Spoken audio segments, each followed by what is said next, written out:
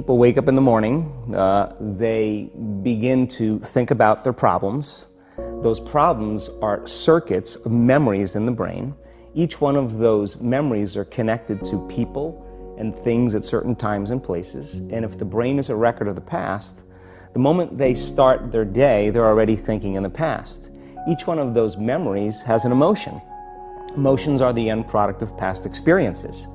So the moment they recall those memories of their problems, they all of a sudden feel unhappy, they feel sad, they feel pain. Now, how you think and how you feel creates your state of being. So the person's entire state of being when they start their day is in the past. So what does that mean? The familiar past will sooner or later be predictable future. So if you believe that your thoughts have something to do with your destiny, and you can't think greater than how you feel, or feelings have become the means of thinking, by very definition of emotions, you're thinking in the past. And for the most part, you're going to keep creating the same life. So then people grab their cell phone, they check their WhatsApp, they check their text, they check their emails, they check Facebook, they take a picture of their feet, they post it on Facebook, they tweet something, they do Instagram, they check the news, and now they feel really connected to everything that's known in their life.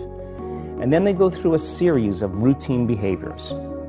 They get out of bed on the same side, they go to the toilet, they get a cup of coffee, they take a shower, they get dressed, they drive to work the same way, they do the same things, they see the same people, they push the same emotional buttons, and that becomes the routine, and it becomes like a program. So now they've lost their free will to a program, and there's no unseen hand doing it to them. So when it comes time to change, the redundancy of that cycle becomes a subconscious program. So now 95% of who we are by the time we're 35 years old is a memorized set of behaviors, emotional reactions, unconscious habits, hardwired attitudes, beliefs, and perceptions that function like a computer program.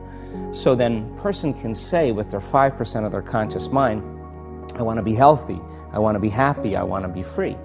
But the body's on a whole different program. So then how do you begin to make those changes? Well, you have to get beyond the analytical mind, because what separates the conscious mind from the subconscious mind is the analytical mind. And that's where meditation comes in, because you can teach people through practice how to change their brainwaves, slow them down. And when they do that properly, they do enter the operating system where they can begin to make some really important changes. So most people then wait for crisis or trauma or disease or diagnosis. They wait for loss, some tragedy to make up their mind to change. And my message is, why wait? And you can learn and change in a state of pain and suffering, or you can learn and change in a state of joy and inspiration. And I think right now, the cool thing is that people are waking up. Most people spend 70% of their life living in survival and living in stress. So they're always anticipating the worst case scenario based on a past experience. And they're literally, out of the infinite potentials in the quantum field, they're selecting the worst possible outcome, and they're beginning to emotionally embrace it with fear. And they're conditioning their body into a state of fear. Do that enough times, body has a panic attack without you. You can't even predict it because it's programmed subconsciously. So people become addicted to the rush of those emotions, and they use the problems and conditions in their life to reaffirm their limitation, so at least they can feel something. So now when it comes time to change, you say to the person, why are you this way? Well, every time they recall the event, they're producing the same chemistry in their brain and body as if the event is occurring, firing and wiring the same circuits and sending the same emotional signature to the body. Well, what's the relevance behind that? Well, your body is your unconscious mind. In a sense, if you're sitting down and you start thinking about some future worst case scenario that you're conjuring up in your mind, and you begin to feel the emotion of that event, your body doesn't know the difference between the event that's taking place in your world, outer world, and what you're creating by emotion or thought alone. So most people then, they're constantly reaffirming their emotional states. So when it comes time to give up that emotion, they can say, I really want to do it, but really the body is stronger than the mind because it's been conditioned that way. So the servant now has become the master, and the person all of a sudden, once they step into that unknown, they'd rather feel guilt and suffering because at least they can predict it. Being in the unknown is a scary place for most people because the unknown is uncertain. And people say to me, well, I can't predict my future. I'm in the unknown, and I always say the best way to predict your future is to create it. Not from the known, but from the unknown. What thoughts do you want to fire and wire in your brain? What behaviors do you want to demonstrate in one day? The act of rehearsing them mentally, closing your eyes, and rehearsing the action. The rehearsing the reaction of what you want, or the action of what you want. By closing your eyes and mentally rehearsing some action. If you're truly present, the brain does not know the difference between what you're imaging and what you're experiencing in 3D world. So then you begin to install the neurological hardware in your brain to look like the event has already occurred. Now, your brain is no longer a record of the past. Now it's a map to the future. And if you keep doing it, priming it that way, the hardware becomes a software program. And who knows, you just may start acting like a happy person. And then I think the hardest part is to teach our body emotionally what the future will feel like ahead of the actual experience. So what does that mean? You can't wait for your success to feel empowered. You can't wait for your wealth to feel abundant. You can't wait for your new relationship to feel love, or your healing to feel whole. I mean, that's the old model of reality, of cause and effect, waiting for something outside of us to change how we feel inside of us. And when we feel better inside of us, we pay attention to whoever or whatever caused it. But what that means then is that from the Newtonian world is that most people spend their whole life living in lack, waiting for something to change out there. What do you mean the Newtonian world? The Newtonian world is all about the predictable. It's all about predicting a future. But the quantum model of reality is about causing an effect. The moment you start feeling abundant and worthy, you are generating wealth. The moment you're empowered and feel it, you're beginning to step towards your success. The moment you start feeling whole, your healing begins. And when you love yourself and you love all of life, you'll create an equal. And now you're causing an effect. And I think that's the difference between living as a victim in your world, saying, I am this way because of this person or that thing or this experience. They made me think and feel this way. When you switch that around, you become a creator of your world, and you start saying, my thinking and my feeling is changing an outcome in my life. And now that's a whole different game, and we start believing more that we're creators of reality. And most people, when they have a thought, they just think that that's the truth. And I think one of my greatest realizations in my own journey was, just because you have a thought doesn't necessarily mean it's true. So if you think 60 to 70,000 thoughts in one day, and we do, and 90% of those thoughts are the same thoughts as the day before, and you believe that your thoughts have something to do with your destiny, your life's not going to change very much, because the same thought leads to the same choice leads to the same behavior creates the same experience, and the same experience produces the same emotion. And so then the act of becoming conscious of this process to begin to become more aware of how you think, how you act, and how you feel.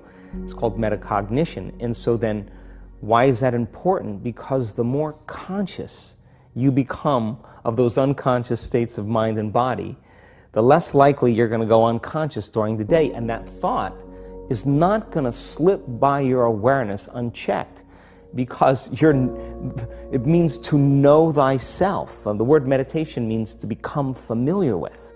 So as you become familiar with the thoughts, the behaviors, and the emotions of the old self, you're retiring that old self. As you fire and wire new thoughts and condition the body into a new emotional state, if you do that enough times, it'll begin to become familiar to you. So it's so important, just like a garden. If you're planting a garden, you got to get rid of the weeds. You got to take the plants from the past year and you got to pull them out. The rocks that sift to the top that are like our emotional blocks, they have to be removed. The soil has to be tenderized and broken down. We have to make room to plant a new garden. So primarily, we learn the most about ourselves and others when we're uncomfortable. Because the moment you move into that uncomfortable state, normally a program jumps in. When that program jumps in, it's because a person doesn't want to be in the present moment and engage it consciously. If you're not being defined by a vision of the future, then you're left with the old memories of the past, and you will be predictable in your life. And if you wake up in the morning and you're not being defined by a vision in the future, as you see the same people and you go to the same places and you do the exact same thing at the exact same time, it's no longer that your personality is creating your personal reality. Now your personal reality is affecting or creating your personality. Your environment is really controlling how you think and feel unconsciously, because every person, everything, every place, every experience has a neurological network in your brain. Every experience that you have with every person produces an emotion. So some people will use their boss to reaffirm their addiction to judgment. They'll use their enemy to reaffirm their addiction to hatred. They'll use their friends to reaffirm their addiction to suffering. So now they need the outer world to feel something. So to change then is to be greater than your environment, to be greater than the conditions in your world. And the environment is that seductive.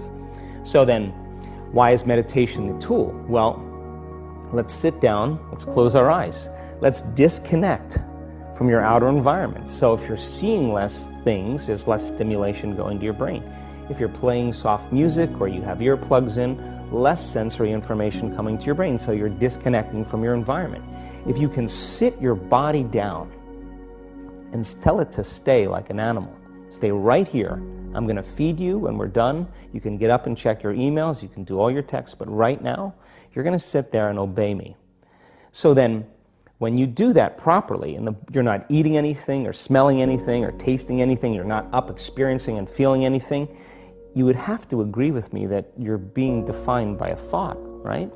So when the body wants to go back to its emotional past, and you become aware that your attention is on that emotion, and where you place your attention is where you place your energy, you're siphoning your energy out of the present moment into the past, and you become aware of that. And you settle your body back down in the present moment, because it's saying, well, it's 8 o'clock. You normally get upset because you're in traffic around this time. And here you are sitting, and we're used to feeling anger, and you're off schedule. Oh, it's 11 o'clock, and you usually check your emails and judge everybody. Well, the body's looking for that predictable chemical state.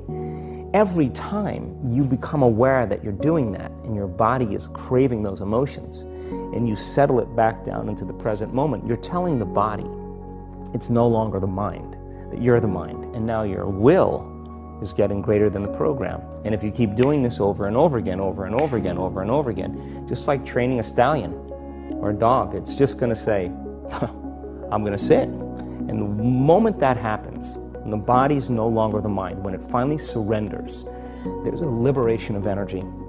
We go from particle to wave, from matter to energy, and we free ourselves from the chains of those emotions that keep us in the familiar past. And we've seen this thousands of times. In fact, we can actually predict it now on a brain scan.